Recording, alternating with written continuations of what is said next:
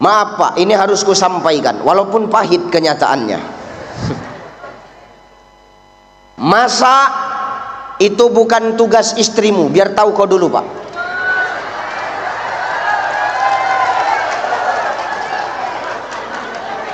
Terserah kau mau terima apa enggak, terserah Pak. Yang jelas memasak itu bukan tugas istri, nyuci bukan tugas istri, ngepel bukan tugas istri Pak, ngurus rumah itu bukan tugas istri Pak. Terserah mau kau terima atau enggak, tapi ini harus kusampaikan, tugas istri itu cuma dua. Satu, dia taat kepada Allah. Yang kedua, berbakti kepada suami. Jadi kalau kau berbakti sama suami, kau disuruh suamimu masak, masak kau.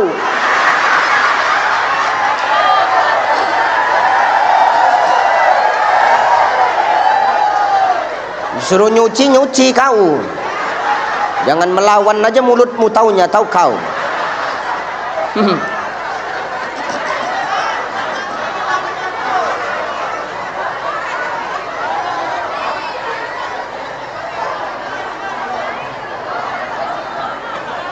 Nyesal orang ini tepuk tangan Pak. Masya Allah. Yang penting sehat ya Bu ya, amin. Sehat Pak, sehat Pak. Alhamdulillah, Insya Allah sehat. Yang terhormat dan yang termulia para alim ulama, asatis wa asatizah, mualim wa mualimah, para kiai, bu nyai, para masyayikh yang hadir di tempat ini, yang duduk bersama dengan kita. Mudah-mudahan kita berdoa ulama-ulama kita senantiasa dijaga dan dilindungi oleh Allah Subhanahu wa taala. Al ulama warasatul anbiya. Ulama itu pewaris para nabi Bapak Ibu. Kalau kita memuliakan ulama, maka demi Allah kita juga memuliakan Rasulullah sallallahu alaihi wasallam. Muliakan ulama di tempatmu ini Pak. Sayangi mereka, jaga mereka, lindungi mereka. Jangan kau dekat sama ulama waktu pas mau pilkada aja kau. Banyak kayak gitu. Ini di sana Pak, di sini enggak. Di sana ini. Cuman orang sana sama orang sini berkawan sama aja. Banyak kayak gitu, iya. Pikir orang tua macam daun salam. Nak menggulai ayam, menggulai rendang dipakai daun salam tuh. Begitu matang rendang tuh campakkannya daun salam tuh. Mudah-mudahan di sini tidak begitu, amin. Lanjut ini Pak. Masih kuat mental kalian?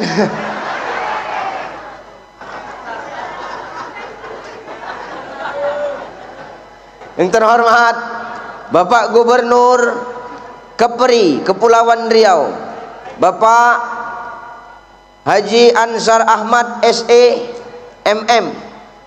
Sehat selalu Pak.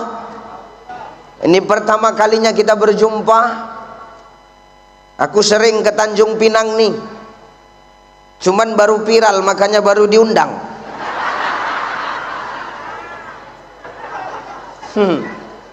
Sehat selalu Pak Gubernur ya. Yang terhormat Ibu Ketua BKMT sekaligus Ketua Tim Penggerak PKK Kepulauan Riau, Ibu Hajah Dewi Kumalasari Ansar, yang hari ini merangkap banyak kali jabatannya. Lebih banyak jabatan dia daripada lakinya aku tengok.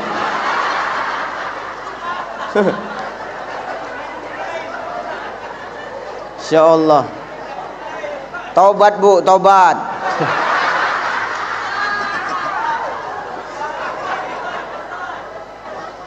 Sehat-sehat Bapak dan Ibu.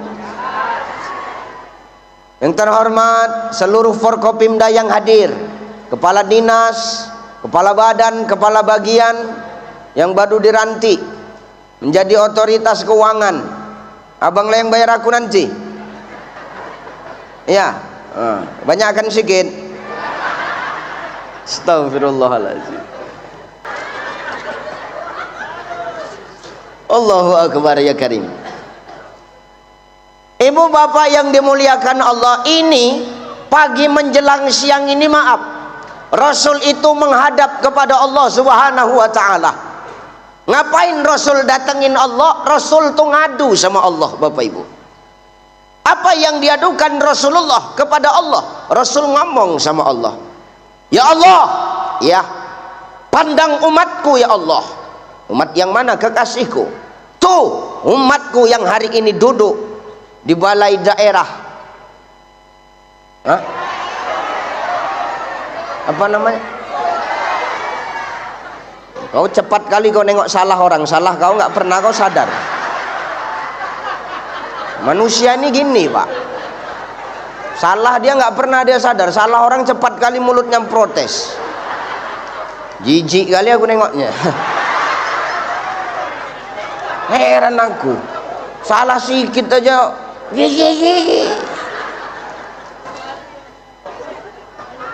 Pandang umatku ya Rabb. Umat yang mana? Kekasihku Muhammad. Umatku yang hari ini sedang duduk di gedung daerah. Ngapain mereka? Oh, mereka kompak ya Allah. Semua pakaiannya serempak, bajunya putih, roknya biru, selendangnya biru. Pasti ngangsur. Betul ya Allah. Enggak.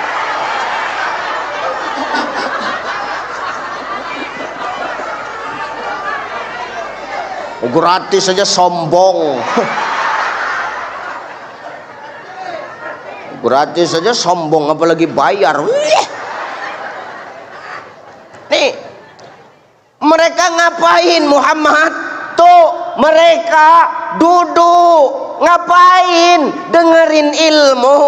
Ngapain? Ngumpul ya Allah, silaturahim. Pandang umatku ya Allah. Maka hari ini Bapak Ibu, demi Allah, Allah pandang kita dengan pandangan Ar-Rahman Ar-Rahim.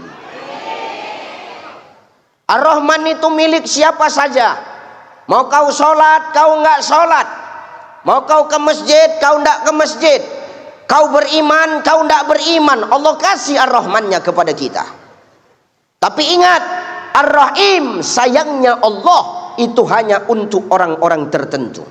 Mudah-mudahan yang di dalam gedung nih dapat. Ustadz, kami di sana Ustadz, itu entah dapat entah tidak lagi.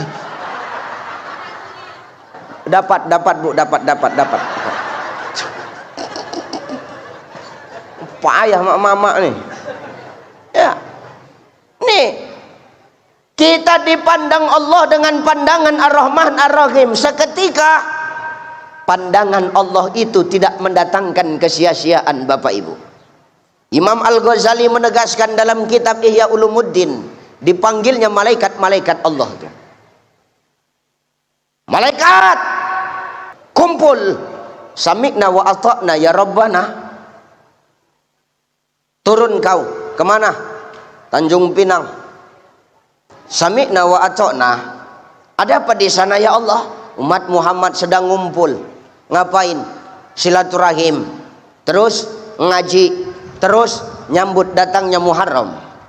Datang kau ke sana para malaikat-malaikatku. Sami'na wa ata'na ya Rabbana. Tuh malaikat semua ngumpul Bapak Ibu. Malaikat semua turun. Termasuk Israel Bu. Hati-hati kau. Israel dah geram kali tuh nengok ibu-ibu dengar ceramah pakai kacamata hitam, dah geram aja tuh dah.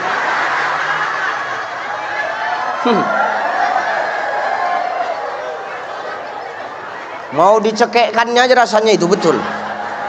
Mau apalagi kacamatanya petak besar macam kaca spion. Macam kaca spion modelnya ku tengok.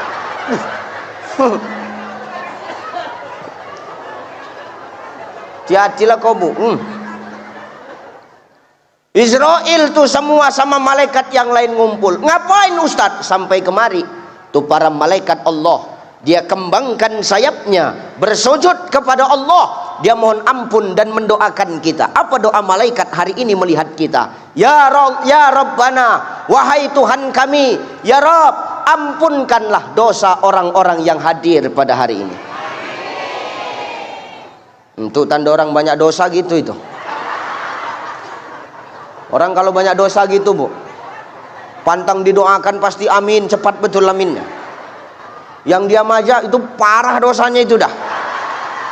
Jadi nggak bisa lagi dia ngomong apa-apa, diam, ya aku pasrah aku dah. Maka insya Allah dosa kita hari ini yang duduk di sini Allah gugurkan. Itu yang pasrah tadi baru inilah sadar tuh bu. Dosa yang mana yang digugurkan Allah Ustadz? Dosa yang digugurkan Allah itu dosa-dosa kecil kita Bapak Ibu. Kalau dosa yang besar enggak. Kenapa Ustadz? Dosa yang besar hanya akan diampuni oleh Allah ketika seorang hambanya bertaubat dengan taubatan nasuha. Enak kali kau. Mau dosa besar diampunkan Allah? Enggak. Dosa-dosa kecil, dosa jabatan istri lebih banyak dari suami itu diampunkan tuh bu. Enggak. Ini sana ini bu, sana. Betul bu. Wih, makanya jangan banyak-banyak lah. Wih, aku pun ngeri aku. Iya betul. Ustadz aja, gubernur aja. Jangan gubernur ngerangkap ustadz, besar dosanya itu pak. Hati-hati lah pak. Aku bilang sana ya, enggak sini. Ini benar nih. Nih, dosa kecil kita tuh diampunkan Allah. Mana dosa kecil? Contoh, ibu tuh nyuciin baju suami, nemu duit di kantongnya. Ibu ambil diam-diam, nggak ibu pulangin, itu dosa itu bu. Sekarang ibu jujur bu, lebih bagus ibu jujur aja lah. Ibu kalau mencuci pakaian suami itu ada uang di dalam kantongnya, ibu ambil atau ibu pulangkan nama suami?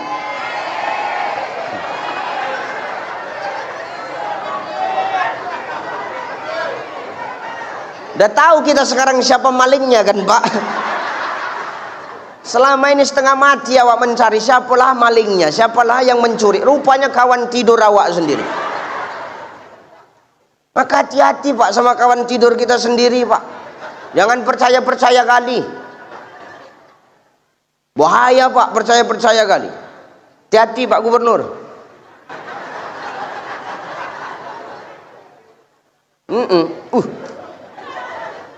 Jangan percaya. Ustadz kenapa bercakap macam itu? Itulah yang tak boleh tuh bu.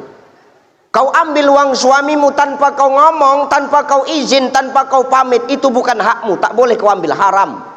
Nggak usah kau tengok-tengokan, tengok aku aja udah. Tak usah pala kau pun juga nggak usah, kau tengok aku aja. Kalau kau terasa hari ini, kau rubah tuh bu. Kenapa? Itu bukan hak bunda. Jangan semua mau kau ambil.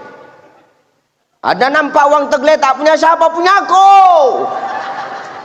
Punya siapa? Dia punya aku. Semua punya kau. Sehingga timbul istilah uang suami, uang. Enak kali mulutnya ngomong tuh pak. Aku ini yang nggak setuju nih pak. Ini perlu ku sampaikan. Kalau nggak kena tindas terus kita pak. Kena tekan terus. Apa nggak mati cepat awak?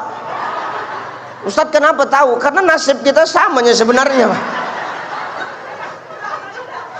Nggak usah cerita lah. Mau siapapun kalau di depan istrinya, Pak Gubernur depan istri, di luarnya gubernur depan istri, honorer bu, honorer.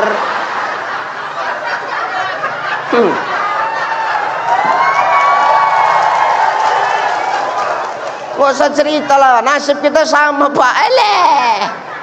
Sehebat-hebatnya awak jadi singa podium sampai rumah, siap salah. Apalagi yang ku hadapi boru harahap macam knalpot bocor mulutnya. Nggak sanggup kau, biar tahu kau dulu. Akulah suami yang bebas hisap dalam kubur, tahu kau.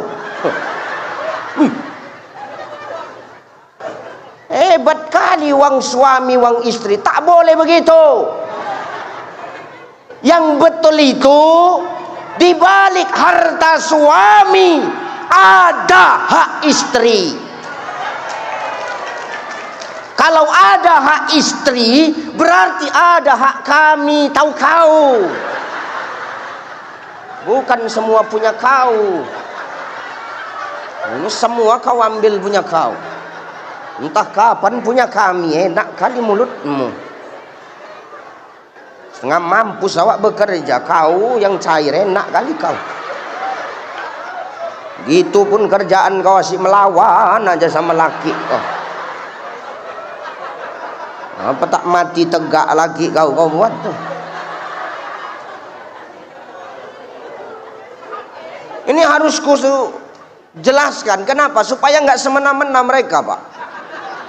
Yang nggak punya jabatan aja semena-mena, apalagi yang 4 jabatannya. Itu lebih ngeri tuh. Ini bahaya, ini bahaya. Bahaya ini. Ya. Tuh. Tapi di balik harta istri tak ada hak suami.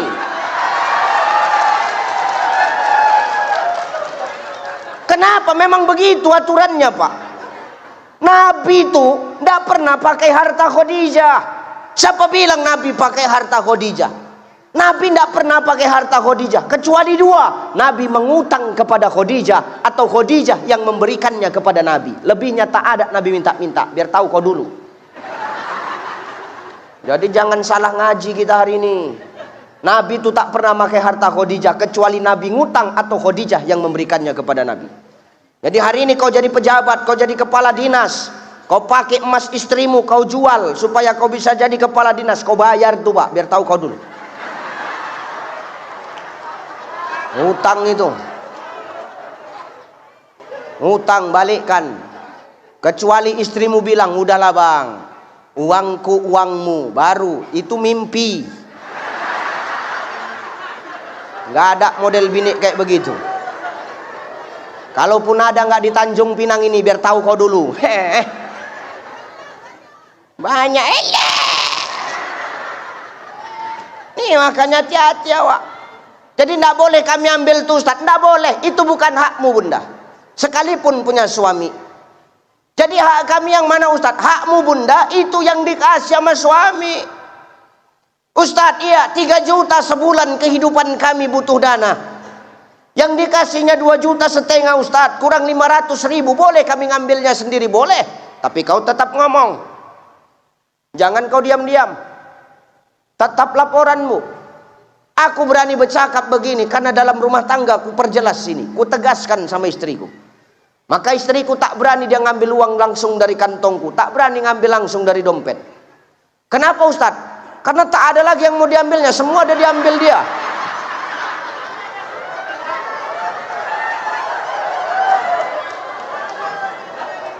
Hati-hati awak hari ini. Maka insyaallah dosa kecil kita digugurkan oleh Allah Subhanahu wa taala. 2.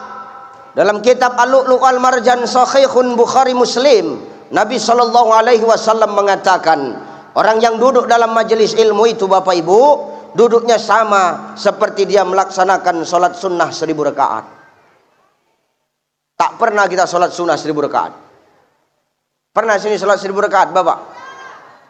Pak Gubernur pernah Pak sholat sunnah 1000 rakaat? Gubernurnya aja enggak, apalagi kepala dinas. Sekdanya pun tak yakin awak. Baru dengar ceramah sebentar dah bolak-balik pindah arah tempat duduk, diselonjor. Apalagi 1000 rakaat, mimpilah.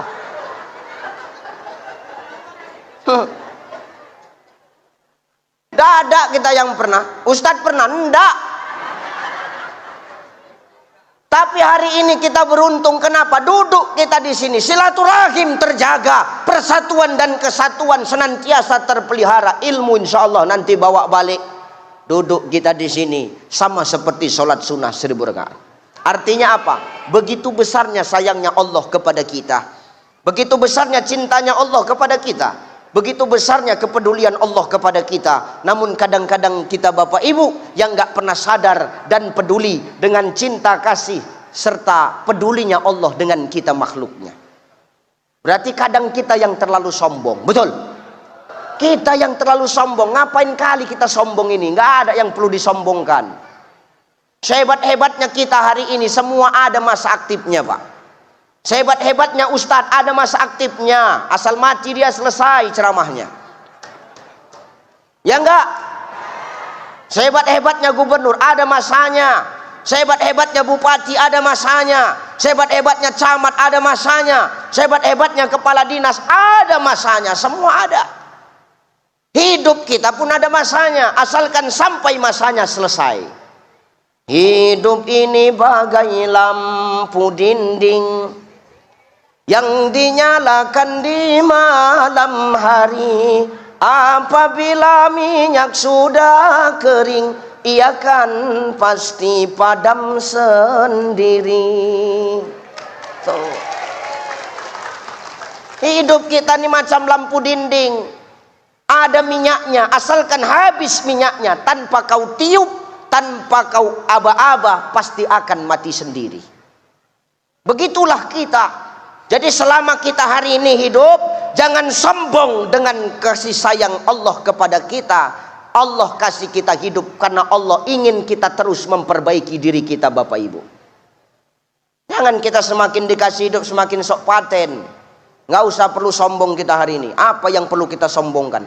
Dari tanahnya kita semua ini. Pak Gubernur dari tanah, Pak Sekda dari tanah, Ketua MUI dari tanah, Kepala Dinas dari tanah, saya dari tanah. Kita semua dari tanah, cuman model tanah kan macam-macam.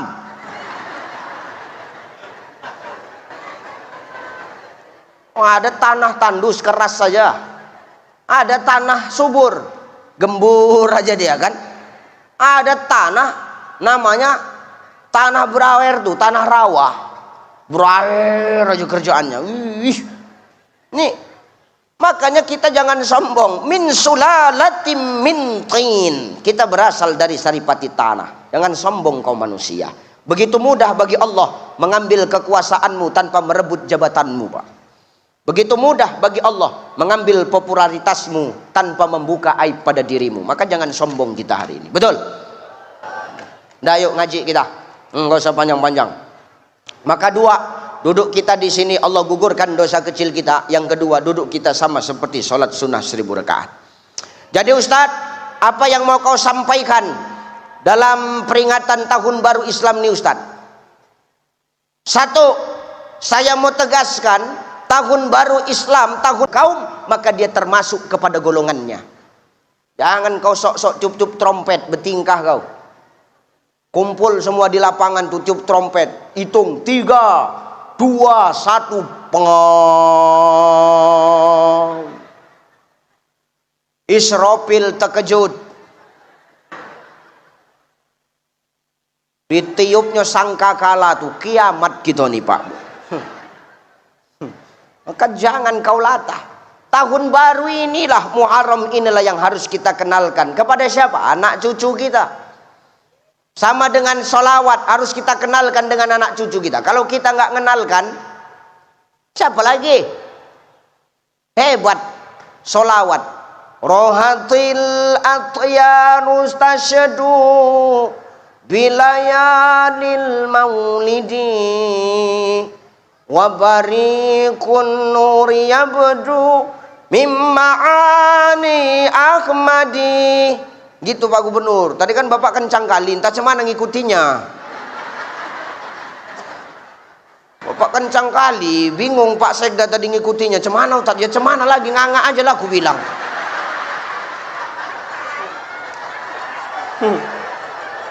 Kalau nganga asal ikhlas kan dapat pahala Pak. Iya udahlah nganga aja aku bilang. Gitu notnya Pak. Bapak kencang kali, rohatil hati, awak pun bingung cemananya ini kupikir. Nampaknya cukup sekali aku diundang ini nampaknya. Dalam hati Pak Gubernur tuh jangan undang Ucai lagi tuh. Kenapa? Lancipan mulutnya, nggak usah undang lagi. Wah, aku tak apa-apa tak diundang, no problem, is okay, no problem. Ya betul Pak, banyak pejabat begitu. Nggak usah lagi undang Ucai itu, lancip kali mulutnya, oke nggak masalah.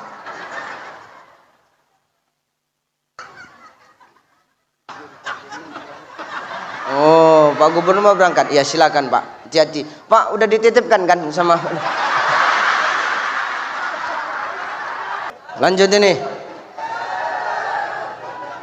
Udah pergi orangnya, udahlah.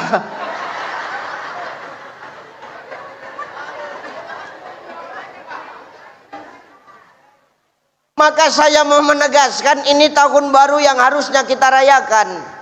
Makanya Umar bin Khattab tuh ngomong, apa kata Umar bin Khattab?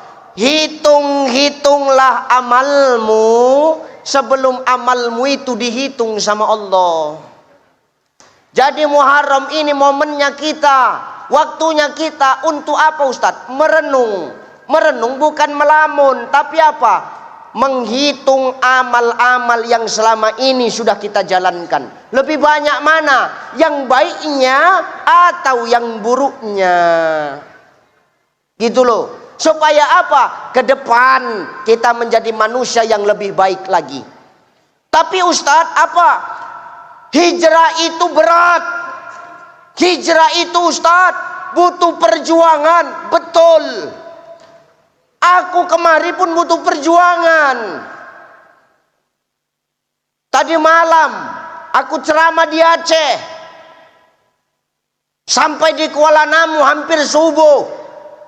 Nggak tidur aku, tahu kau.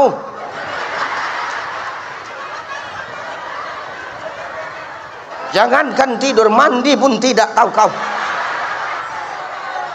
Sampai kemari baru mandi aku, tahu kau tadi. Perjuangan, Bu. Nah, hidup di dunia saja kita harus lalui yang namanya perjuangan, apalagi yang mau kita kejar investasi akhirat. Maka hidup itu perjuangan, hijrah itu butuh proses, hijrah itu penuh ujian, hijrah itu penuh perjuangan. Maka pantas kalau Allah ngomong dalam Quran surah Al-Ankabut ayat kedua, apa kata Allah? Ahasiban nasu ayyutraku ayyakulu amanna wahum la yuftanun. Apa kata Allah? Hei manusia, jangan kau merasa setelah kau mengaku beriman kepadaku lalu kau tak kuuji. Salah. Justru setelah kita mengaku beriman kepada Allah, disitulah ujian akan Allah berikan kepada kita. Bukan berarti Allah benci, Bapak Ibu. Bukan berarti Allah tak suka sama kita. Bukan.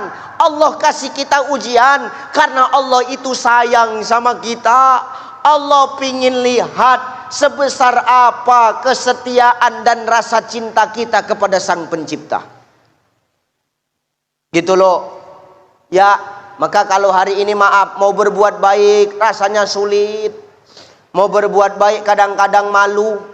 Kita masih sering mabuk, masih sering maaf, menceritai orang, masih sering membongkar aib orang. Ya sudah, ibadah saja, sholat aja. Perkara omongan orang gak usah dipikirkan. Kenapa? Karena pengakuan dari manusia itu belum tentu diakui oleh Allah. Tapi sesuatu yang sudah diakui Allah pasti akan diakui oleh makhluk, Bapak Ibu. Hari ini kita ibadah untuk siapa? Untuk makhluk apa untuk Allah? Allah nggak butuh ibadah kita kok. Kita ibadah untuk diri kita sendiri, Bapak Ibu. Kenapa? Kita ibadah, Allah nggak untung. Kita nggak ibadah, Allah juga nggak rugi. Kalau kita ibadah, kita yang selamat. Kita nggak ibadah, kita yang rugi, Bapak Ibu. Maka hari ini tolong, hijrah itu memang berat, butuh proses, butuh perjuangan. Tengok Nabi, ketika Nabi berangkat dari Mekah ke Madinah, Bu. Ya Allah. Lawannya siapa? Pakciknya sendiri. Pakcik ini ayahnya. Ayahnya punya adik. Ini pakciknya ini. Tahu? Ini ayahnya punya adik. Inilah pakciknya itu. Siapa dia? Inilah Abu Lahab, Abu Jahal, laknatullah alaih. Apa kata Abu Jahal? Jangan sampai Muhammad itu keluar dari kota Mekah ini. Asal jumpa, matikan. Kalau hari ini maaf Bapak Ibu, kau ada orang yang tak suka, kalau dia orang lain wajar. Tapi kalau hari ini ada orang yang tak suka, tapi yang tak suka itu keluargamu sendiri, sakit nggak rasanya? Itulah yang dialami baginda Nabi. Jangan kasih ampun Muhammad, asal jumpa bunuh. Bayangkan Pak Bu, tengah malam dikepung rumahnya, Nabi ngomong sama Ali, Ali, aku bakal dibunuh kalau ketahuan. Maukah kau menggantikan kau tidur di tempat tidurku Ali? Oke. Padahal Ali tahu siapa yang tidur di situ pasti akan mati. Tapi Ali sikit pun nggak nolak Bu. Ibu lah Bu, kalau suami ibu mau dibunuh orang, Mama, maukah kau menggantikan di tempat tidurku Mama? Mau nggak ibu kira-kira? Inilah pengkhianatan cinta itu Pak. Inilah pengkhianatan cinta itu. Ngeri istri kita itu Pak. Sekarang ku tanya sama ibu Bu, kalaulah boleh milih, mana yang lebih bagus mati duluan, suami atau istri?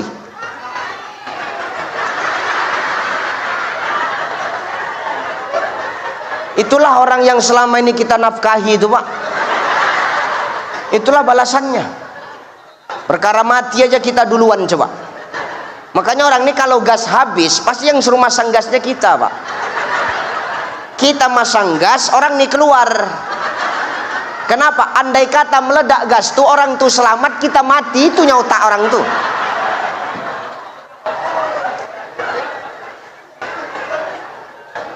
Tak boleh gitu Bu. Saya itu kalau ditanya Ustadz ya, mana yang lebih bagus mati duluan Ustadz? Ustadz atau istri? Oh, ar-rijalu qawwamu 'alan nisa. Laki-laki itu pemimpin perempuan.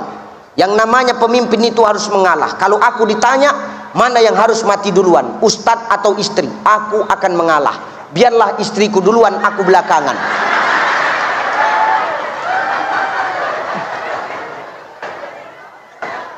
Namanya ngalah. Kalau ibu kan nggak langsung main tunjuk suami.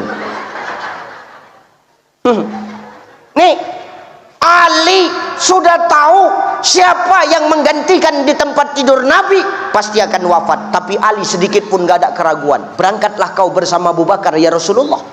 Aku yang akan menggantikanmu. Waj'alna min baini aydihim saddaw wa min khalfihim saddaw fa'ashaynahum fahum la yubsirun. Kujadikan di depan dinding, belakang dinding, kanan kiri dinding, supaya mata mereka tak nampak ketika Muhammad dan Abu Bakar keluar. Disihir pakai pasir, tak nampak. Bebas Muhammad keluar rumah, dikejar masuk ke gua Pak namanya, tempat sembunyinya Rasulullah. Gua Sur, gua Hiro, itu tempat nerima wahyu. Udah salah kuat-kuat kau. Pede pula itu, jijik kali awak nengoknya. Iya, udah salah kuat-kuat.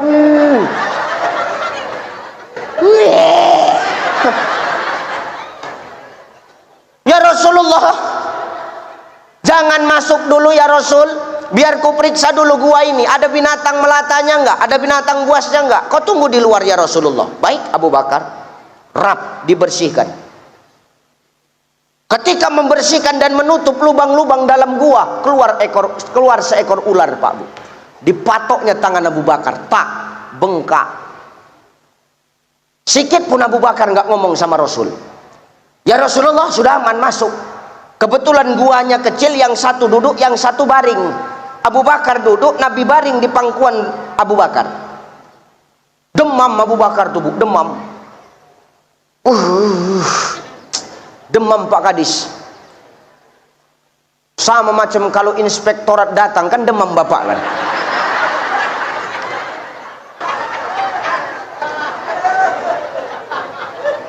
Jangan tengok-tengokan, iya kan aja biar cepat. Bagus ngaku daripada panjang gue buat. Demam Abu Bakar tuh Pak Bu, merasakan digigit ular,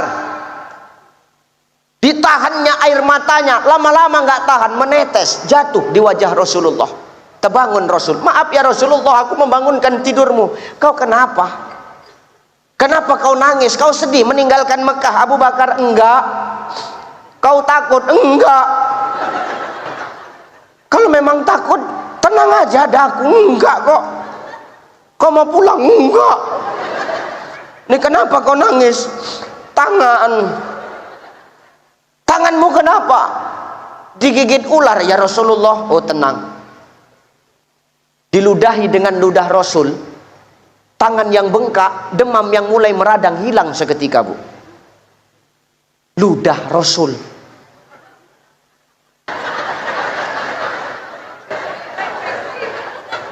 Ludah roh.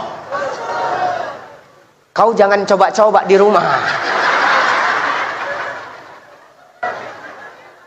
Digigit kala jengkeng aku dek, kata laki itu. Ah sini bang, kata Ustaz itu diludahkan sembuhnya itu. Wah. Cuy, busuk tanganku. 3 minggu amputasi. Ini ludah Nabi. Bayangkan, yang menjadi imbangnya siapa Ustaz? Paman Nabi sendiri. Inilah ujian terberat Rasulullah untuk apa? Membawa agama Allah untuk hijrah ke negeri Madinah. Maka hijrah itu butuh perjuangan. Kalau hari ini maaf, masih banyak kemaksiatan yang kita lakukan. Ibadah saja, perkara ibadah kita nggak diterima atau tidak sama Allah, itu bukan urusan kita. Tugas kita ini sebagai makhluk hanya takwa, melaksanakan, menjalankan. Perkara terima atau enggaknya itu urusan Allah. Sama macam kita ujian Bapak Ibu. Kalau kita ujian, dikasih soal, dikasih lembar jawaban, kerjakan aja. Yang penting soalnya selesai, ya kan? Yang penting terisi semua. Perkara benar salah itu bukan urusanmu, itu urusan yang memeriksa Pak. Tugas kita itu gitu. Laksanakan kewajiban kita, tinggalkan larangan kita. Perkara diterima atau enggak itu bukan urusan kita. Tugas kita berusaha menjadi yang lebih baik, itu urusan Allah. Alaihissallahu biahkamil. Makanya jadi orang ini hidup jangan suka jadi panitia akhirat lah. Nengok orang mabuk, nengok orang berjudi, nengok orang bermaksiat, neraka itu, neraka. Rupanya kau udah dapat surga kau. Jangan kita suka menghakimi orang Bu. Bisa jadi orang yang hari ini kita pandang dia hina karena kelakuannya, nanti ketika hidayah Allah datang menyentuh hatinya, bisa jadi dia lebih baik daripada kita. Betul? Bukan tugas kita menilai orang. Apa kata Allah? Ketika hati sudah kuberikan hidayah, tidak akan ada satupun yang mampu menyesatkannya. Tapi ketika hati sudah kusesatkan, tidak akan ada satupun yang mampu untuk menolongnya. Maka jangan kita pandang sepele orang yang masih suka bermaksiat, karena ketika hidayah sampai ke hatinya, dia akan jauh lebih baik daripada kita. Jangan sok paten kali kita. Belum tentu kalinya ibadah kita diterima Allah, belum tentu kalinya amal baik kita diterima Allah. Makanya Syekh Imam An-Nawawi Al-Bantani di dalam kitab Nasaihul Ibad, apa kata Syekh Imam An-Nawawi Al-Bantani? Ada 3 orang yang celaka. Siapa orang yang celaka itu? 3. Salah satunya adalah orang yang ketika dia berbuat kebaikan, lalu dia cerita-ceritakan kebaikannya sama orang, padahal belum tentu kebaikannya itu diterima oleh Allah Subhanahu wa ta'ala. Belum tentu amal kita diterima Allah. Jangan kita suka menilai orang, biasa aja. Doakan saja, husnuzon saja. Walal akhiratu khairul laka minal. Akhir itu lebih baik bagimu daripada permulaan. Bukan yang sekarang yang dipandang Allah. Yang dipandang Allah itu akhir kehidupan kita. Ini Ucai, apa tentu nanti matinya dalam keadaan baik? Belum tentu. Ya amin, insya Allah kita maunya husnul khotimah. Bapak ibu udah tentu pasti rupanya mati husnul khotimah. Belum tentu. Kita ini semua banyak dosa. Nggak ada kita yang nggak berdosa. Bapak ibu berdosa, saya berdosa. Saya yang ngomong ini belum tentu lebih baik dari bapak ibu. Bisa jadi bapak ibu lebih parah.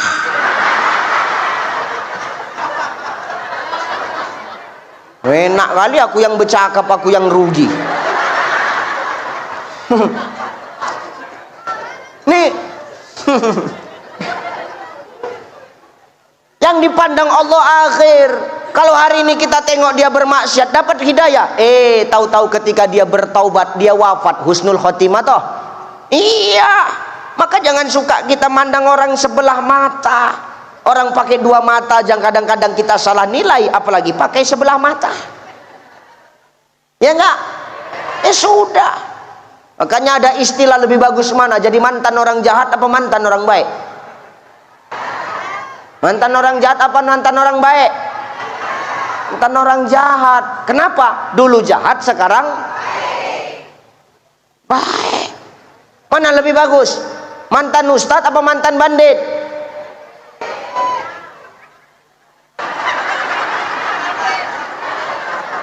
Mantan ustadz apa mantan bandit? Mantan bandit. Mana lebih bagus? Ustadz jadi bandit apa bandit jadi ustadz? Oke. No problem guys, it's okay. Mana lebih bagus? Ustadz mati di hotel atau bandit mati di masjid? Oke, bandit mati di masjid. Setelah Pak Polisi olah TKP,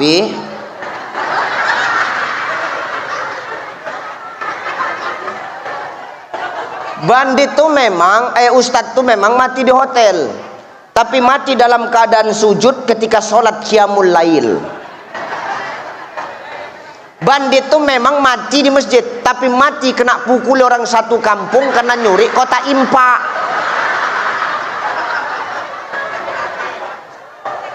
Enggak kok, kayaknya kalian zolim kali sama aku.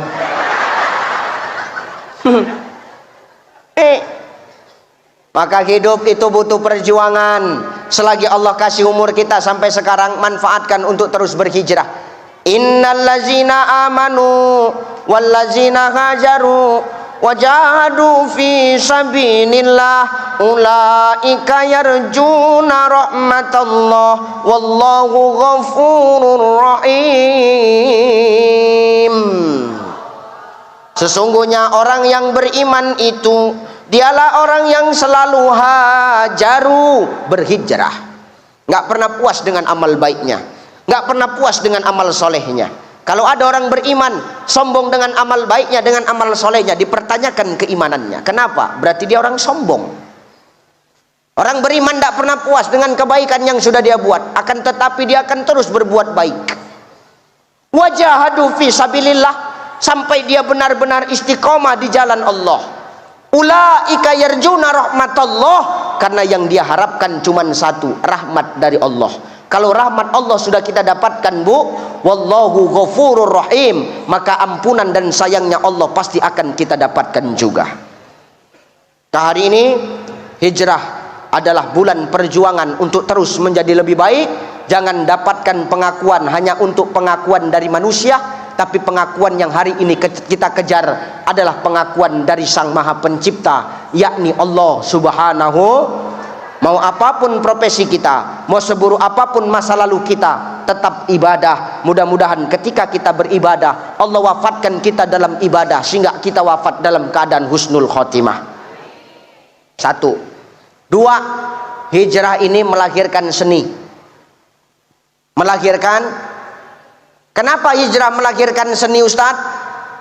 Dulu Rasul ketika berangkat dari Mekah ke Madinah, berangkat sama kaum muhajirin, sampai di Madinah disambut sama orang Ansor, orang-orang Madinah, Pak Bu. Apa sambutannya? Tala'al badru min saniyatil wajabah syukaru mada'alil. Seni nggak ini? Seni nggak? Seni apa? Seni qasidah. Kenapa hijrah melahirkan seni?